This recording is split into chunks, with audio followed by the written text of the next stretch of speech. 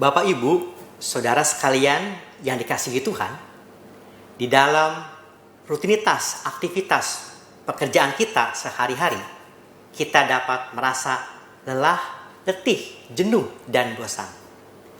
Ketika itu terjadi dalam kehidupan kita, maka pada dasarnya kita sedang membutuhkan sebuah pemulihan, keheningan, dan kekuatan. Majelis Jemaat GKI Samanhudi mengundang Bapak, Ibu, saudara sekalian yang rindu untuk dipulihkan dalam sebuah acara doa hening malam. Acara doa hening malam ini dikemas dengan pola ibadah Taizé. Ada pembacaan Alkitab, ada lagu yang akan dinyanyikan secara berulang-ulang, tidak ada khotbah, tetapi ada berkat. Acara ini akan dilaksanakan setiap hari Jumat pukul 8 malam dengan aplikasi Zoom. Bagi Bapak, Ibu, saudara sekalian yang rindu mendapatkan kekuatan dan pemulihan, mari bergabung dalam acara ini. Tuhan memberkati kita semua.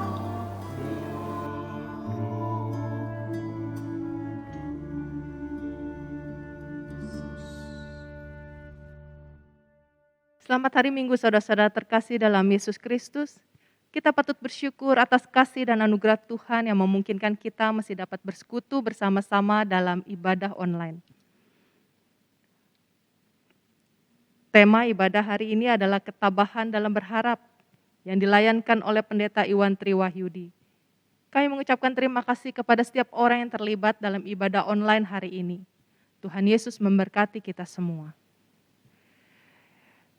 Meskipun saat ini pandemi COVID-19 masih membuat kita belum dapat beribadah di gereja, namun memasuki bulan seni GKI Samanhudi, panitia telah membuat sesuatu yang berbeda pada setiap kebaktian minggu online bulan September 2021.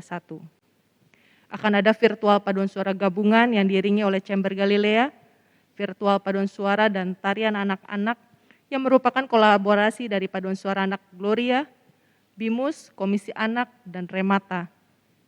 Kemudian tim Remata telah membuat sketsa menarik, cerita di rumah aja, yang akan ditampilkan dalam ibadah setiap minggu. Lalu akan diadakan acara malam kidung dan doa pada hari Sabtu, tanggal 25 September 2021, pukul 19 sampai 20 malam. Dan dari anak-anak peserta Bina Musik Samanhudi, atau BIMUS akan mengadakan konser musik virtual pada hari Minggu tanggal 26 September 2021. Melalui kegiatan musik, tarian, drama, nyanyian, puisi, dan seni lainnya, biarlah hanya nama Tuhan saja yang dimuliakan. Dan biarlah setiap kidung yang kita nyanyikan dapat menjadi pujian yang menyenangkan hati Tuhan. Demikian warta lisan. Dengan hening sejenak, marilah kita mempersiapkan hati, agar kita dapat mengalami kehadiran Tuhan Yesus dalam ibadah ini.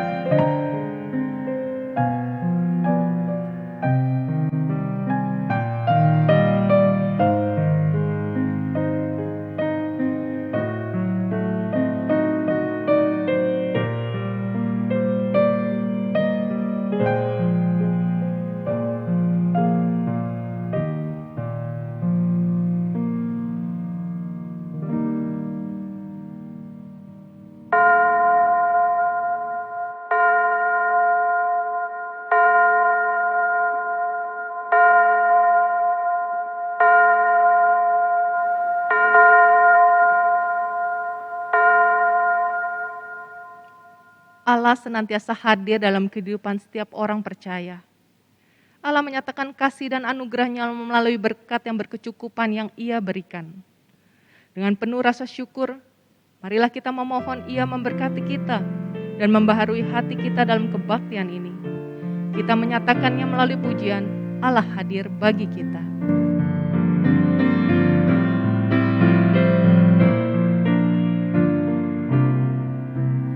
Allah hadir bagi kita.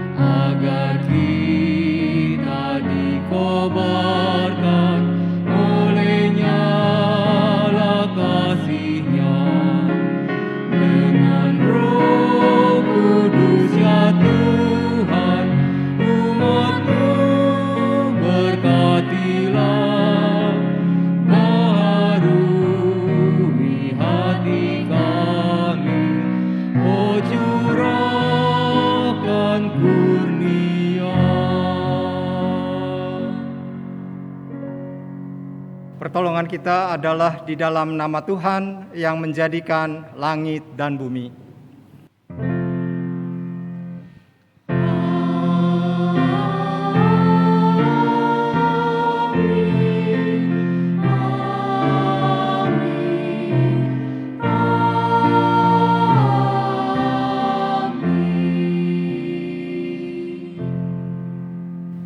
Tuhan beserta saudara. Dan beserta saudara juga. Saudara-saudara, jika kita ingin menjadi orang berpengharapan, kita membutuhkan ketabahan atau ketekunan. Ketekunan memungkinkan kita terus berjalan maju pada saat situasi dan kondisi sekitar tampak begitu suram dan mengecewakan. Penulis Ibrani menggambarkan ziarah hidup kita seperti orang yang sedang berlomba lari. Untuk mencapai garis finish, kita membutuhkan ketekunan. Dalam Ibrani 12 ayat 1b sampai 2 tertulis, marilah kita berlomba dengan tekun dalam perlombaan yang diwajibkan bagi kita. Marilah kita melakukannya dengan mata yang tertuju kepada Yesus, yang memimpin kita dalam iman, dan yang membawa iman kita itu kepada kesempurnaan. Dan yang dengan mengabaikan kehinaan, tekun memikul salib ganti sukacita yang disediakan bagi Dia, yang sekarang duduk di sebelah kanan tahta Allah. Saudara-saudara, tidak selalu kita dapat memiliki ketekunan. Tidak selamanya mata kita tertuju kepada Yesus. Maka marilah kita datang kepada Tuhan untuk mengakui dosa-dosa kita serta memohon pengampunannya.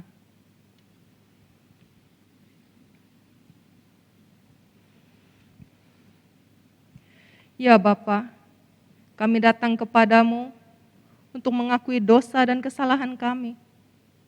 Engkau mengajar kami untuk tekun, tabah dalam berharap. Kami mengakui bahwa banyaknya beban dan rintangan yang datang di hidup kami kerap membuat kami panik dan berupaya menghadapinya dengan kekuatan sendiri. Kami kurang tekun untuk mencari kehendak-Mu dan mengandalkan kuat kuasa-Mu. Ampuni kami ya Tuhan. Ajarlah kami untuk tekun dalam berharap, untuk menyerahkan beban hidup kami kepadamu, dan untuk selalu percaya bahwa cepat atau lambat pertolongan-Mu pasti datang. Tolonglah kami untuk terus memandang salib-Mu dalam menempuh ziarah kehidupan. Di dalam nama Yesus kami memohon. Amin.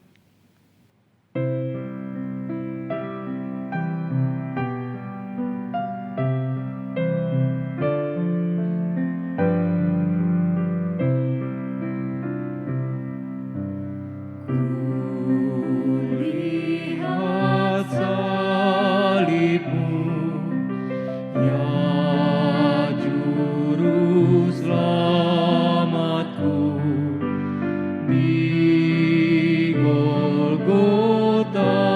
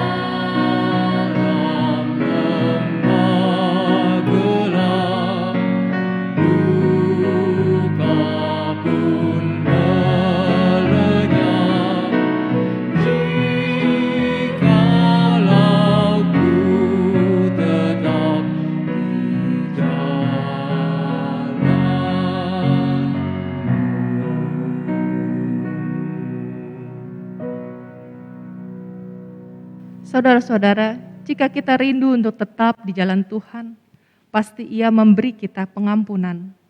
Sebab Tuhan memandang kita berharga dan Ia mengasihi kita. Di dalam Yesaya 43 ayat 3-4a tertulis firman-Nya, Akulah Tuhan Allahmu yang Maha Kudus, Allah Israel juru selamatmu. Aku menebus engkau dengan Mesir dan memberikan Ethiopia dan Sheba sebagai gantimu. Oleh karena engkau berharga di mataku dan mulia, dan aku ini mengasihi engkau. Di dalam Kristus engkau telah diampuni. Di dalam Kristus engkau pun telah diampuni. Damai Kristus bagimu. Damai Kristus bagimu juga.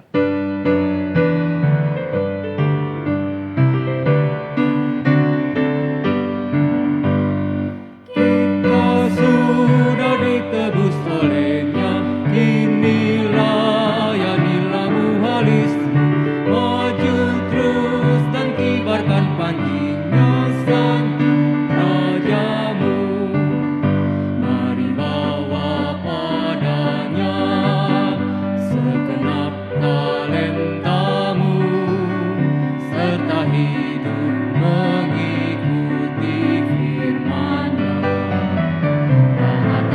Setialah walau sukar jalanmu, hidup kudus agar kasih-Nya pun nyatalah.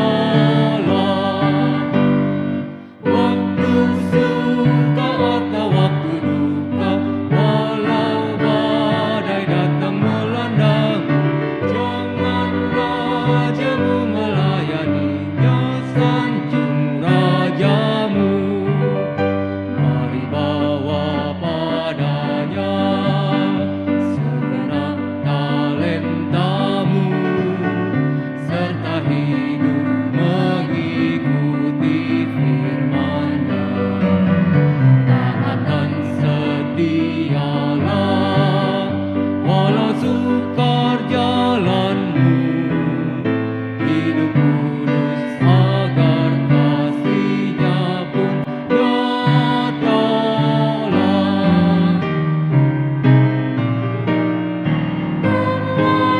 Layanilah dengan setia, jangan dosa sampai menghalangmu.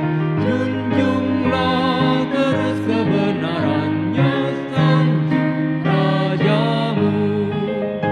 Mari bawa padanya segenap talentamu, serta hidup mengikuti firman-Nya. Taat dan setialah walau sukar jalanmu, hidup kudus agar kasih-Nya pun nyatalah.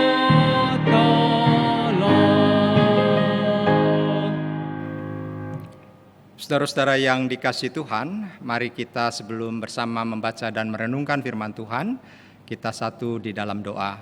Mari kita berdoa. Tuhan Gembala kami yang baik, kami sungguh mengucap syukur ketika pada saat ini kembali kami diberikan kesempatan dalam anugerah Tuhan untuk kembali beribadah, berjumpa dengan Tuhan dan juga dengan saudara-saudara seiman melalui ibadah yang boleh berlangsung pada saat ini. Dan biarlah ketika kami bersama boleh menerima anugerah Tuhan, kami juga saat ini telah menyediakan hati dan pikiran kami, bahkan kehidupan kami untuk disapa oleh firman Tuhan. Kiranya Tuhan yang juga menolong kami dengan kuat kuasa Roh Kudus-Mu, menerangi setiap hati dan pikiran kami, sehingga melaluinya kami dimampukan untuk mengerti firman-Mu dan juga dimampukan untuk hidup seturut dengan kehendak Tuhan. Bersabdalah ya Tuhan, di dalam nama Kristus, firman yang hidup, kami berdoa dan kami mengucap syukur. Amin. Bacaan pertama dari Yesaya pasal 35 ayat 4-7. Katakanlah kepada orang-orang yang tawar hati, kuatkanlah hati, janganlah takut. Lihatlah, Allahmu akan datang dengan pembalasan dan dengan ganjaran Allah. Ia sendiri datang menyelamatkan kamu. Pada waktu itu, mata orang-orang buta akan dicelikkan dan telinga orang-orang tuli akan dibuka. Pada waktu itu, orang lumpuh akan melompat seperti rusa, dan mulut orang bisu akan bersorak-sorai.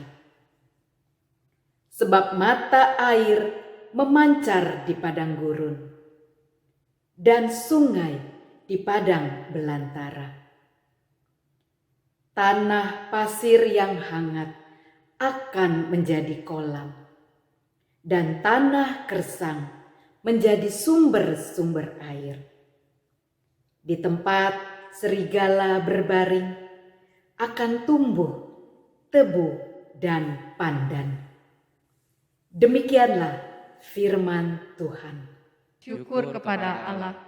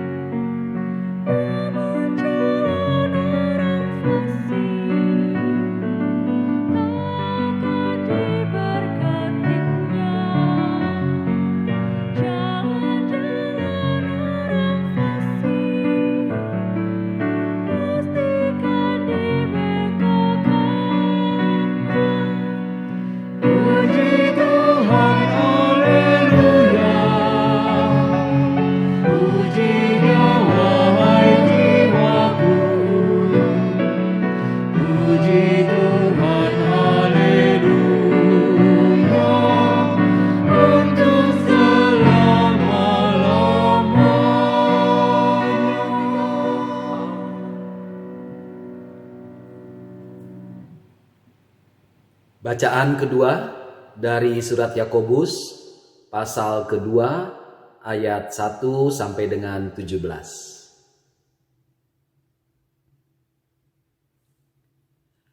Saudara-saudaraku, sebagai orang yang beriman kepada Yesus Kristus Tuhan kita yang mulia, janganlah iman itu kamu amalkan dengan memandang muka.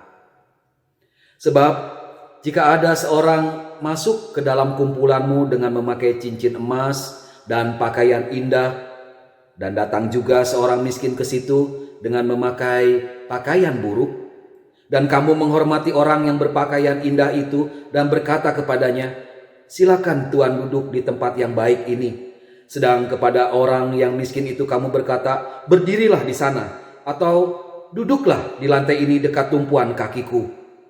Bukankah kamu telah membuat pembedaan di dalam hatimu dan bertindak sebagai hakim dengan pikiran yang jahat?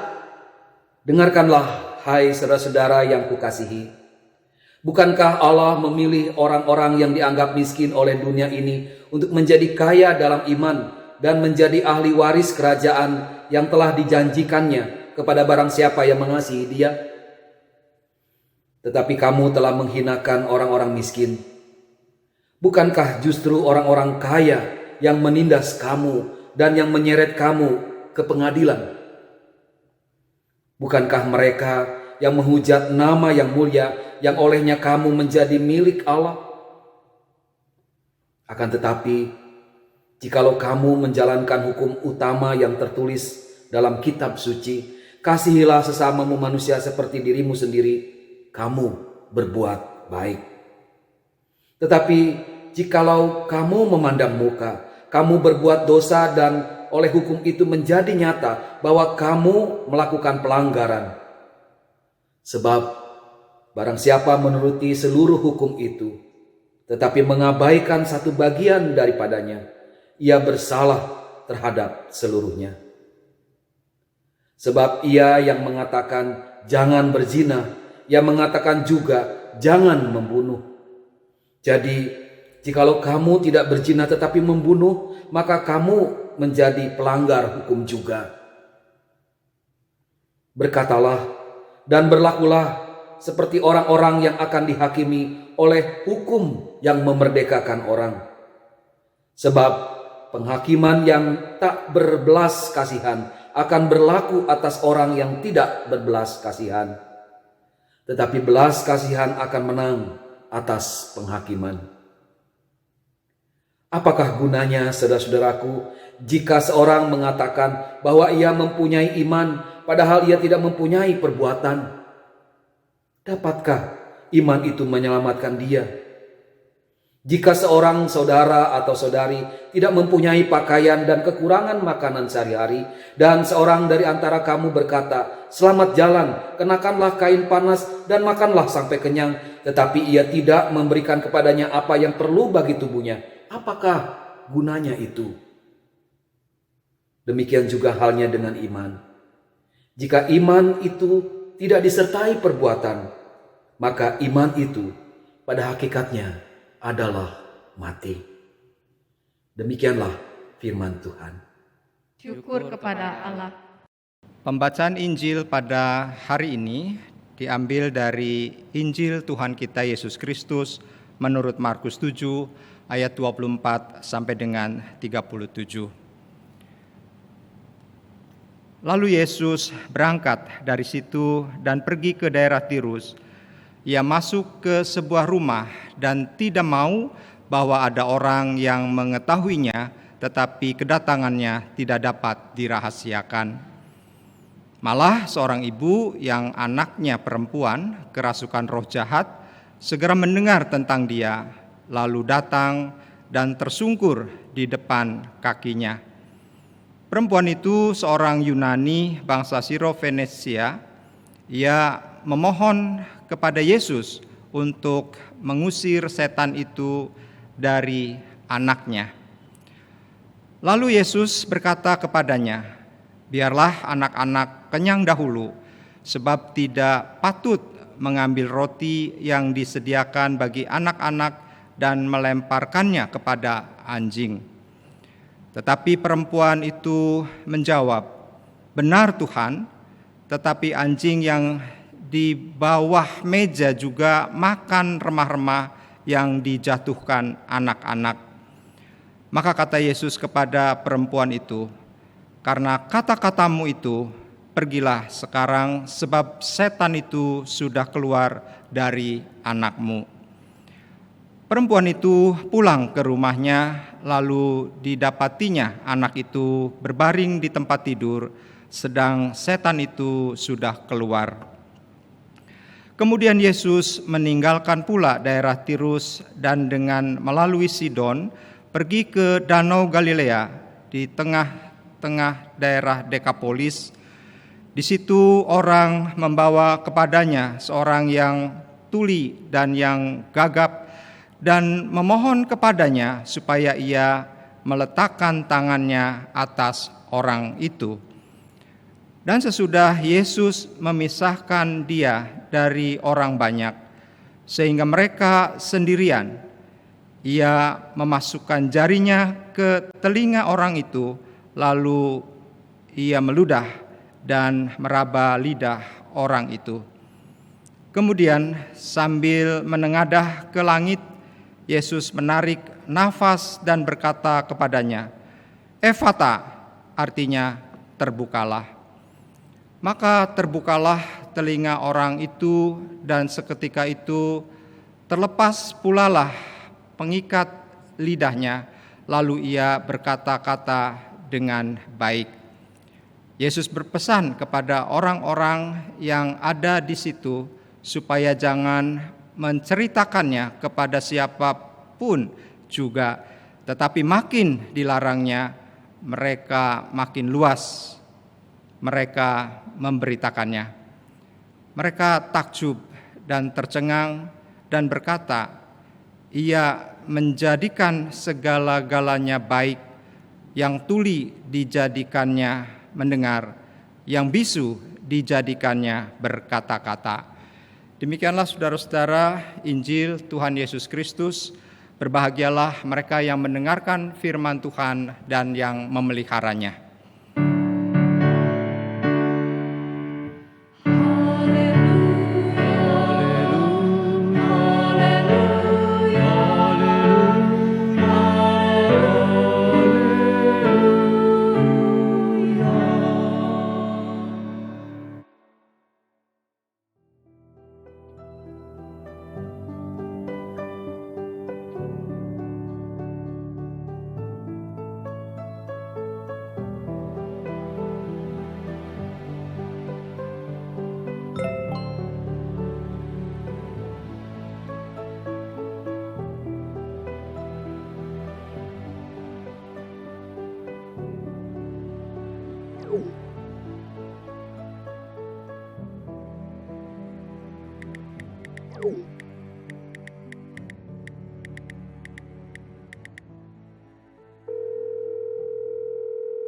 Sis, habis nangis nih gua. Anak zaman sekarang tuh makannya pada apa sih? Aktif banget. Gak bisa tuh duduk sebentar 5 menit depan layar. Anak lu gitu juga gak sih? Ya sama lah, namanya juga anak umur segitu. Lu masih mending lu gak harus ngadepin langsung. Gue tiap pagi itu harus bergulat sama si Alex supaya dia mau tuh stay sebentar lah di depan handphone dengerin gurunya. Belum lagi kan gue juga masih harus masak, harus beberes rumah, nyapu, ngepel, dan lain-lain. Aduh, pokoknya bener-bener riweuh banget ya punya anak umur segitu harus online school di rumah. Tapi ya itu gurunya si Alex tuh niat deh. Dia tuh sampai pakai kayak boneka atau alat peraga yang lucu-lucu gitu supaya anak-anaknya mau pay attention ke dia. Lu udah pernah coba belum? Belum sih, ntar lah gue coba. Gue kayaknya ada deh boneka di kosan. Tapi asli beneran stres gue. Gak kuat mental gue kayak gini. Gue tuh kayak berasa banget kayak pengen resign. Gak kuat kayak gini terus tiap hari. Kayak lu bayangin aja ya, orang tuanya tuh kadang-kadang suka marah-marah. Ada yang marah karena kebanyakan tugasnya. Ada yang marah karena kedikitan tugasnya. Katanya nanti kalau tugasnya terlalu sedikit, gimana nanti anaknya mau berkembang? Pusing nggak? Beneran stres gue, sis. Iya sih, nggak heran lo kayak gitu. Ya, memang sih masa pandemi ini nih bener-bener bikin semua orang itu tuh stres. Tapi ya menurut gue sih lu pikirin lagi deh. Semua terserah lu yang jalanin. Tapi kan lu juga punya 2 adik kan yang masih harus lu biayain tuh, yang masih harus sekolah, masih harus kuliah. Dua-duanya kan bergantung sama lu sejak bokap lu meninggal. Nah itu yang bikin gue bimbang, sis. Kalau gue nganggur, gimana nanti sama adik-adik gue? Cuma kalau kayak gini terus gue juga berasa gak worth it. Gaji yang gue terima sama kerjaannya. Ya udah, lu sabar dulu. Lu coba deh tenangin diri dulu. Jangan ambil keputusan di saat lu lagi emosi. Lu coba berdoa dulu deh. Siapa tahu nanti Tuhan tunjukin jalan keluar yang terbaik buat lu. Ya udah, jam istirahat gue kayaknya udah habis nih. Ntar malam deh lanjut lagi ya. Oke, ini juga si Alex kayaknya jam istirahatnya udah mau beres deh. Ya udah, nanti lagi. Ingat ya, jangan emosi pas ambil keputusan, oke? Iya. See you, bye-bye. Dah.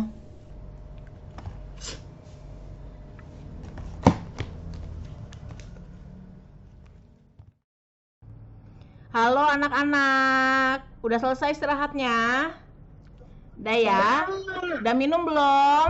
Udah, Miss. Udah, ya. Yuk, duduk semua manis yuk. Yuk, duduk yang manis yuk. Sekarang lihat, Miss punya apa nih? Wah, ada boneka jerapah. Ada apa? Jerapah. Boneka? Wah, benar, pintar semua ya. Ini David duduk dulu yuk, David yuk. Yuk, David duduk manis yuk. Ini Gio kemana ini? Kok hilang? Gio kamu kemana boy? Kok belum duduk? Bentar ya Miss, saya cari dulu anaknya. Iya. Gio. Nah, ini anaknya ketemu Miss. Ayo Gio sini, duduk dulu sini. Yuk, Gio duduk yuk. Ah, teman-temannya udah pada duduk manis semua tuh. Gio duduk juga ya. Apa itu? Apa itu coba Miss lihat? Coba pegangnya yang benar, Nak. Coba mana yang benar? Tadi Nggak kelihatan. cari kartu. Thank you, Miss. I love you, Miss. Ya ampun, Miss suka banget. Terima kasih ya Gio ya. Nanti minta Mami kirimin fotonya ya, kirimin gambarnya ke Miss ya. Oke, yuk sekarang duduk manis dulu, kartunya ditaruh. Kita mau mulai dulu ya. Anak-anak kita mulai ya. Ayo, Miss, cerita yang boneka jerapah. Oke, Miss cerita tentang jerapah.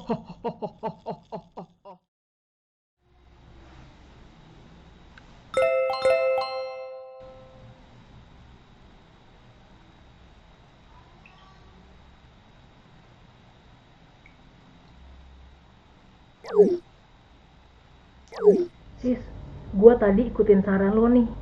Jadi gue coba pakai boneka untuk narik minat mereka dengerin gue. Dan itu berhasil loh. Thank you banget ya sarannya. Besok gue akan coba pikir deh ide-ide lainnya. Sama ada satu lagi nih. Wah, gue telepon aja deh.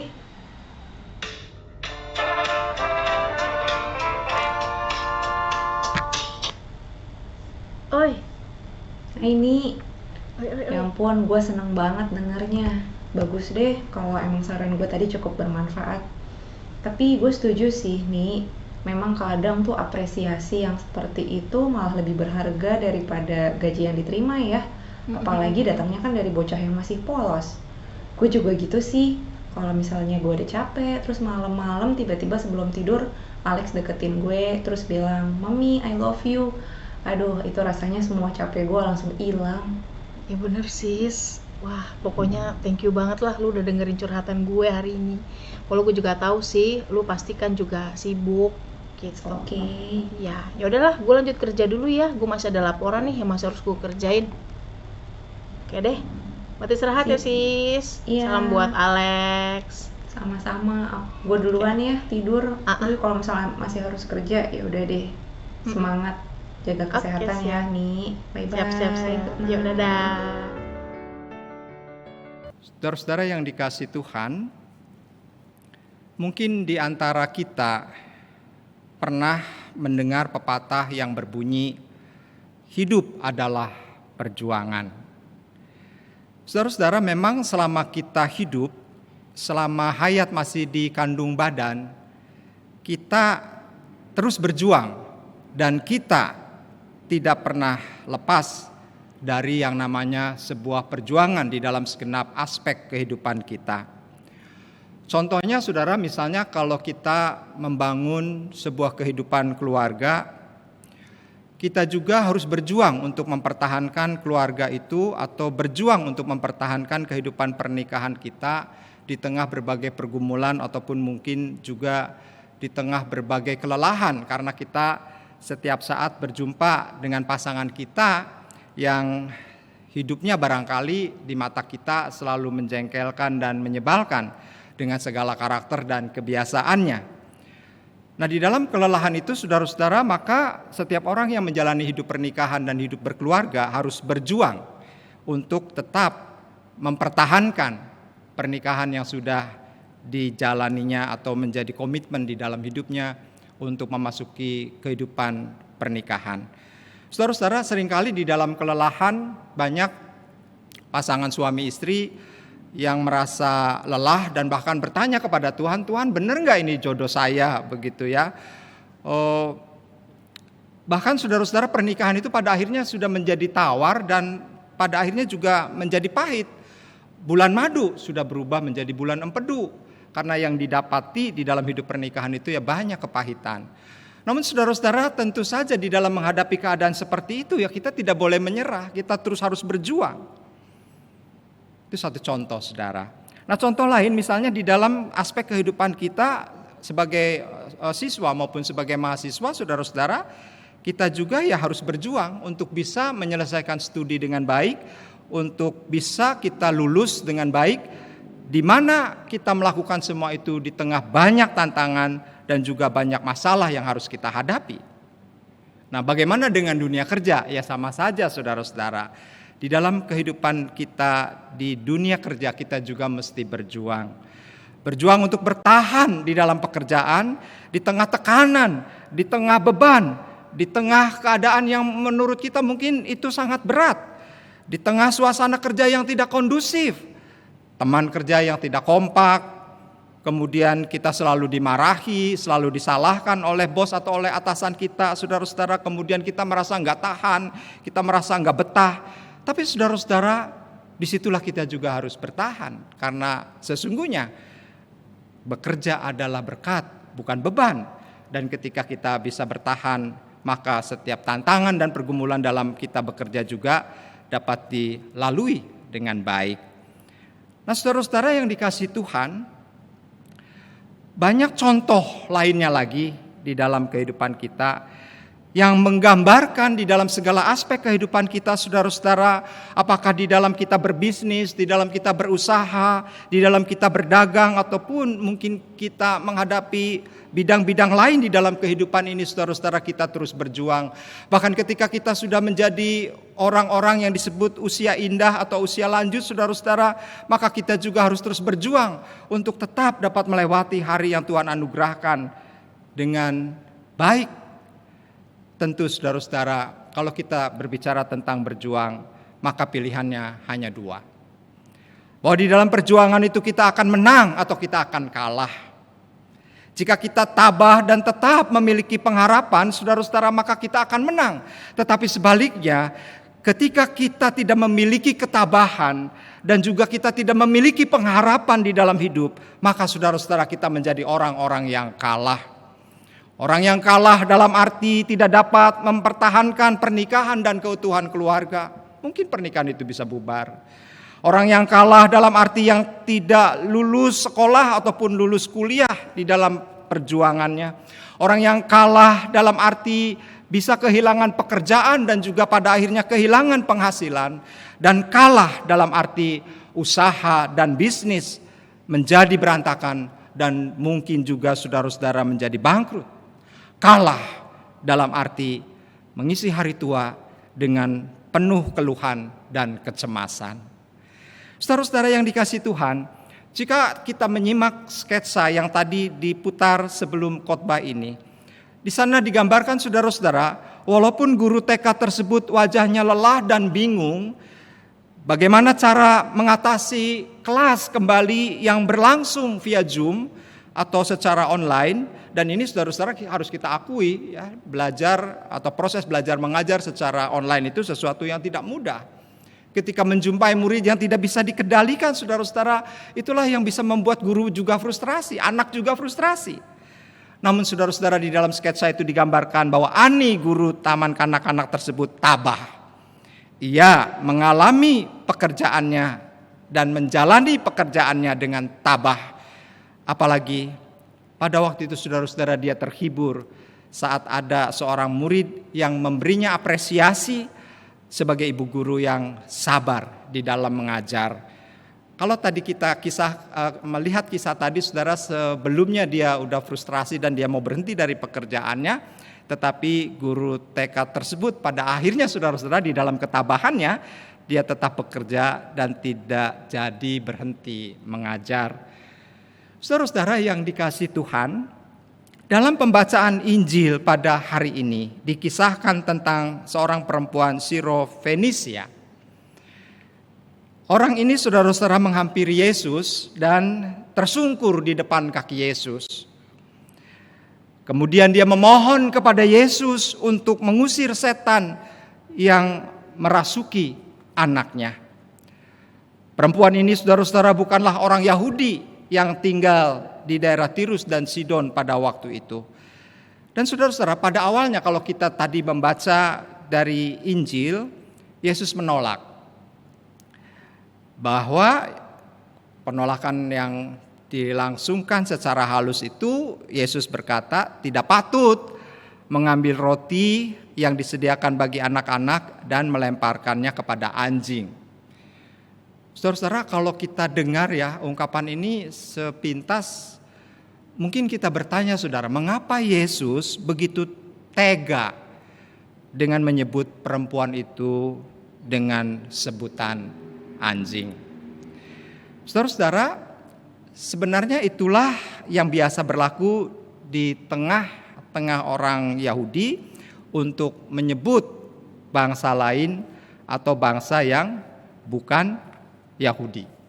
Jadi kalau mereka punya pemahaman saudara, karena maaf ya mereka juga dalam konteks ini rasialis, maka saudara-saudara mereka menyebut orang yang bukan Yahudi itu adalah dengan sebutan anjing. Dan biasanya dalam bahasa Yunani disebut kuon.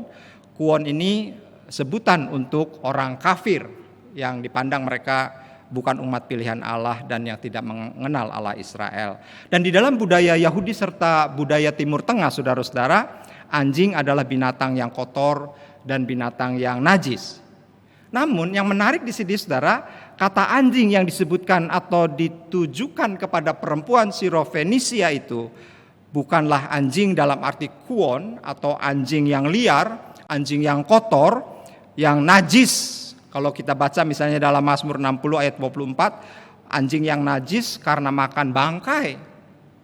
Tetapi Yesus menyebutnya dengan anjing dalam arti anak anjing, yang dalam bahasa Yunani disebut kunarion.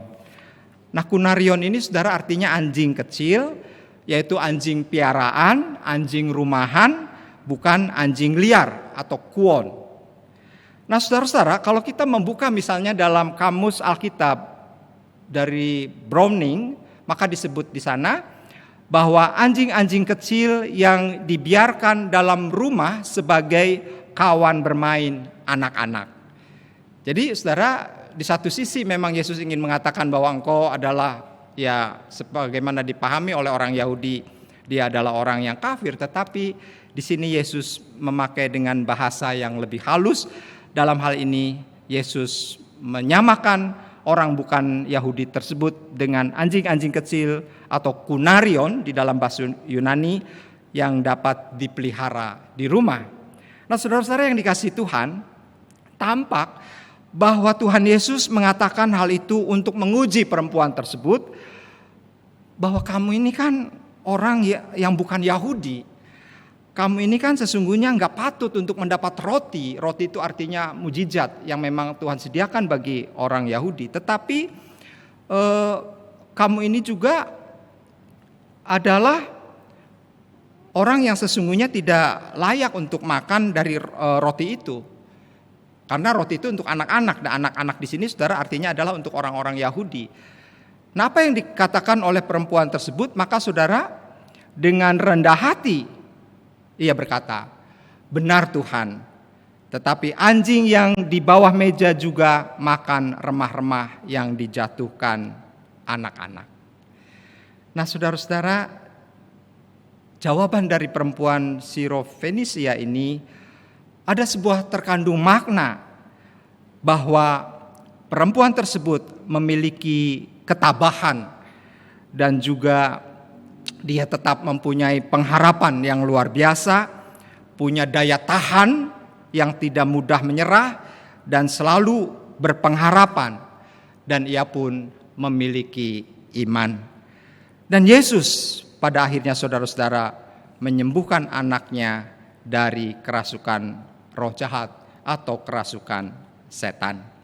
Saudara-saudara, perempuan tersebut telah datang kepada alamat yang tepat. Dia memiliki sikap yang benar.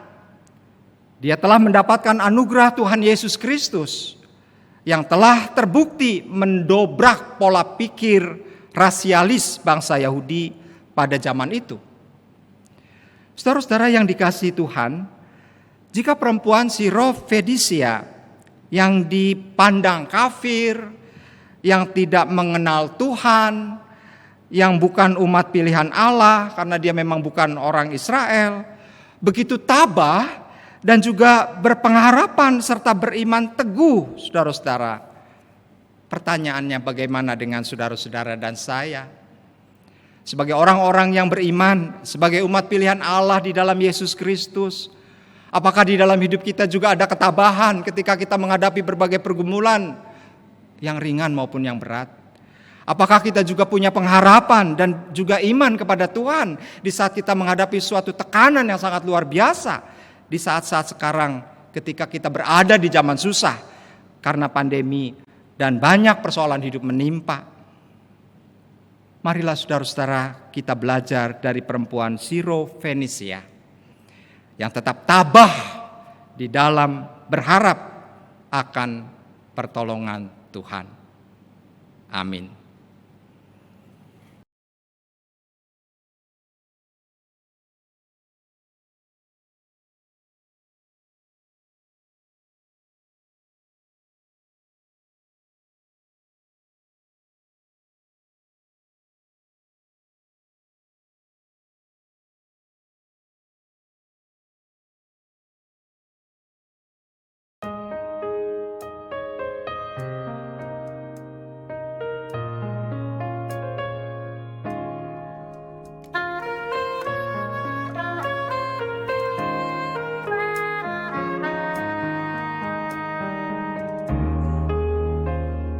Tiada beban yang berat di dalam Tuhan.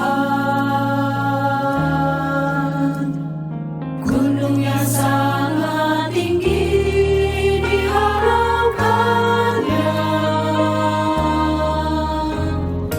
Badai hidup yang besar diredakannya. Hati yang hancur luluh dihiburkannya. Dikadangku semua isi dunia. Ulangi aku juga pimpin hidupku. Dikadangku semua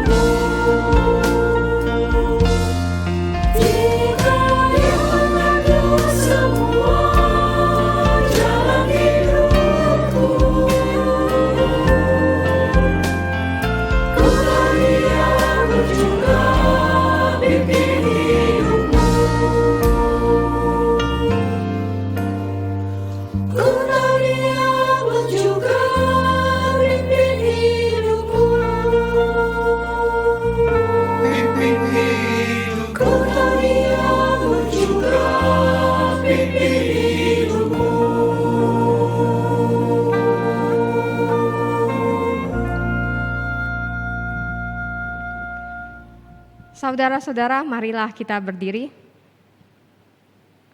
Marilah kita bersama umat Allah di masa lalu, masa kini, dan masa depan mengingat janji baptisan kita dengan mengikrarkan pengakuan iman rasuli.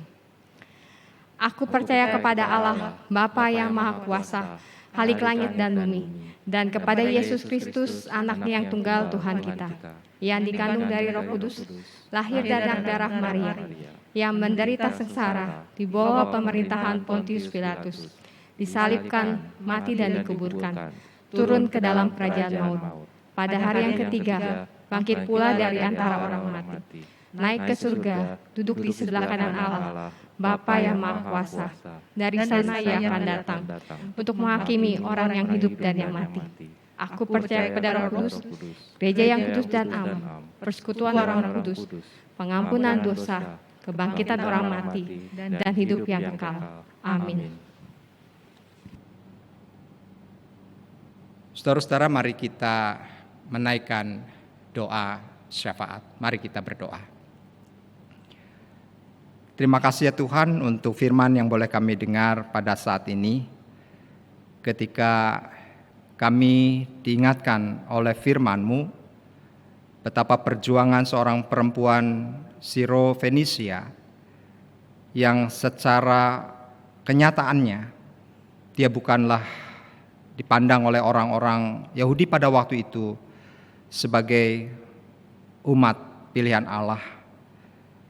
Namun ia memiliki iman yang luar biasa dan memiliki ketabahan di dalam dia berharap. Sehingga Tuhan Yesus mengabulkan apa yang menjadi permohonannya. Dan anak perempuan yang kerasukan setan pun dapat disembuhkan.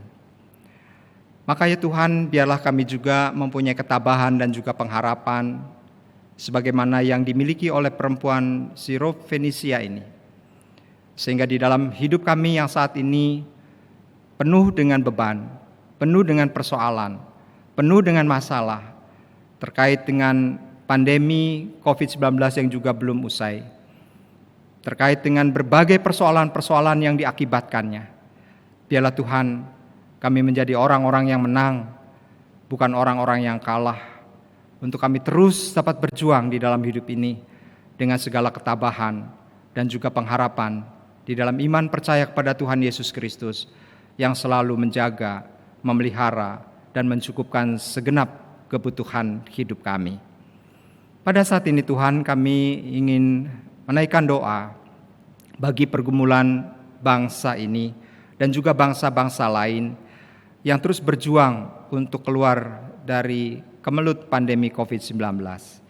Tak henti-hentinya dari mimbar ini, kami selalu berdoa dan memohon kepadamu ya Tuhan, agar pandemi ini segera berakhir dan kembali kami dapat menjalani kehidupan secara normal.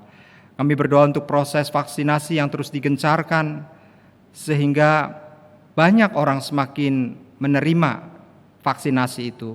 Biarlah Tuhan berikan kemudahan dan kelancaran, sehingga setiap proses vaksinasi dapat berjalan dengan baik, dan kekebalan komunitas juga dapat terjadi di Indonesia. Dan dengan demikian kami pada akhirnya nanti dapat beraktivitas secara normal. Biarlah kiranya Tuhan juga yang terus memberikan hikmat dan bijaksana kepada para pemimpin kami yang terus memberikan keputusan-keputusan untuk penanganan pandemi COVID-19 ini. Biarlah Tuhan berikan kesabaran dan kerendahan hati, sehingga di tengah berbagai pro dan kontra mereka terus menjalankan yang terbaik bagi negeri ini dan juga bagi rakyat Indonesia. Kami pun berdoa bagi gereja Tuhan yang sampai hari ini masih tetap mengadakan ibadah secara streaming maupun secara online. Biarlah kiranya Tuhan juga terus berkati setiap umat-Mu yang tersebar dimanapun mereka berada, sehingga mereka juga boleh tetap ada dalam pemeliharaan Tuhan dan tetap memiliki iman yang kuat dan teguh kepadamu ya Tuhan Yesus di tengah berbagai persoalan dan pergumulan yang sedang mereka hadapi. Kami berdoa bagi mereka yang sakit, kiranya Tuhan sembuhkan. Bagi mereka yang bergumul dengan berbagai hal yang harus mereka hadapi, kiranya Tuhan kuatkan dan Tuhan berikan jalan keluar yang terbaik bagi mereka. Bagi saudara-saudara kami yang sedang dalam kepahitan, biarlah Tuhan hadir dan Tuhan memulihkan hidupnya, sehingga mereka pun boleh merasakan kehadiran Tuhan di dalam kehidupan mereka dan juga di tengah keluarga mereka. Terima kasih Tuhan. Kami serahkan segenap hidup kami selanjutnya dalam pimpinan dan penyertaan Tuhan. Kami berdoa dalam nama Tuhan Yesus Kristus yang sudah mengajar kami doa Bapa kami.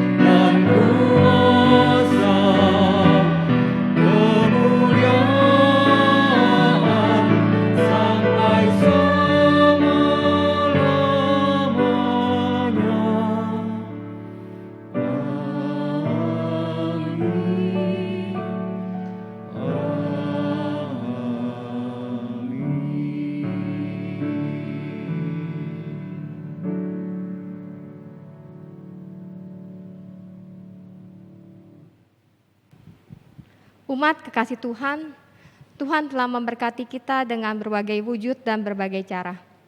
Oleh karena itu, marilah kita merayakan kebaikan Tuhan dengan memberikan persembahan syukur kepadanya. Dalam Ulangan pasal 16 ayat 10, kita diingatkan demikian. Kemudian haruslah engkau merayakan hari raya 7 minggu bagi Tuhan Allahmu, sekedar persembahan sukarela yang akan kau berikan, sesuai dengan berkat yang diberikan kepadamu oleh Tuhan Allahmu.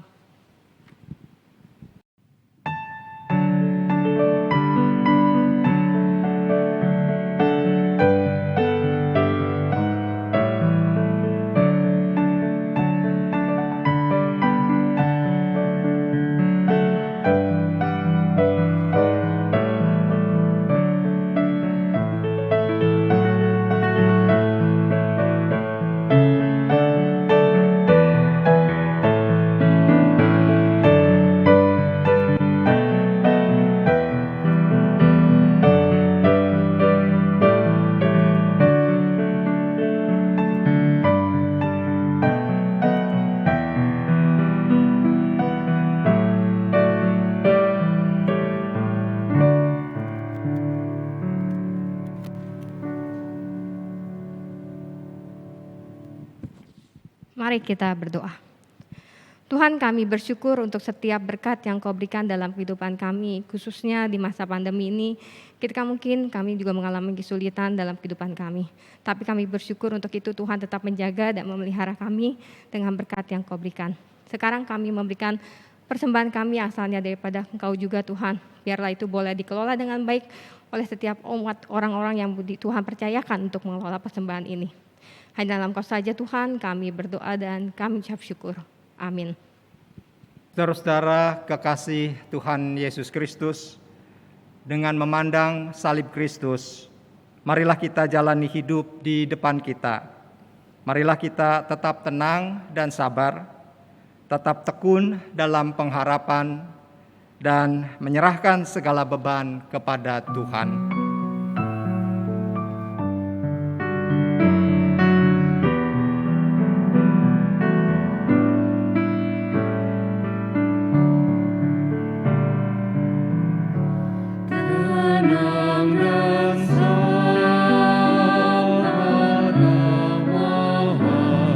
Jiwa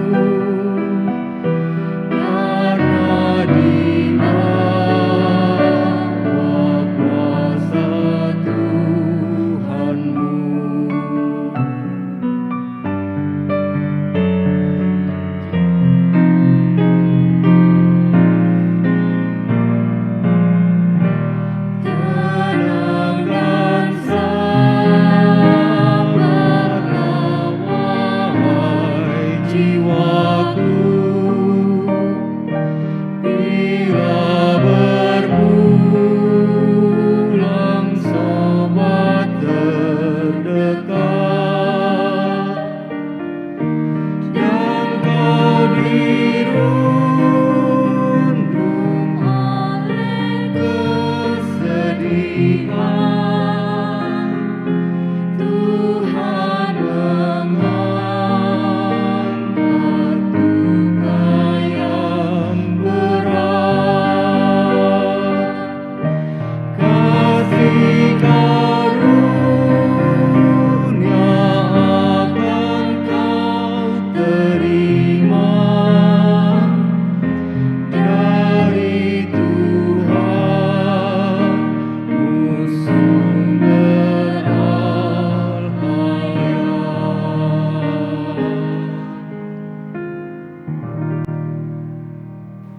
Arahkanlah hatimu kepada Tuhan.